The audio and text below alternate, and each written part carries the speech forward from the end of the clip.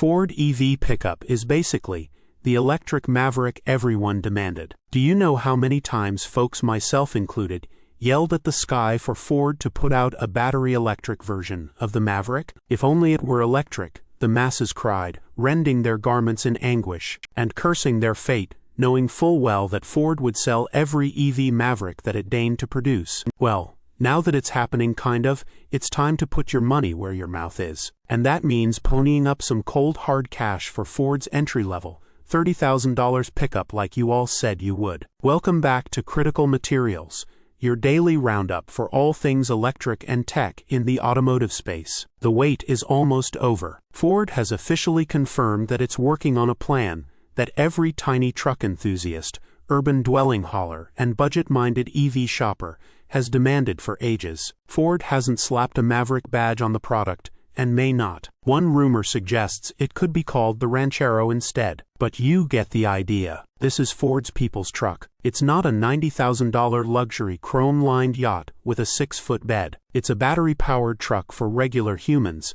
something that Ford is calling its Model T moment. That means a lot of things for the company, but more importantly, it really hammers home Ford's commitment to building an affordable electric platform for the masses. And that's more important now than ever. When Ford launched the Maverick back in 2021, it figured out that people in the market for cheap vehicles really like pickups. That's one of the reasons it launched the truck for just $19,995. Now Ford is looking for a way to couple its huge investment into electrification, into something that will actually make it some money back, especially with the EV tax credit on its way out. That means Ford has no choice but to make cheap EVs if it wants to continue to sell them. Ford was able to build the Maverick at such a low cost because of some super smart engineering choices. Not to mention that it built the truck on the same platform as a compact, cost-effective crossover. The Blue Oval even marketed the Maverick to urban buyers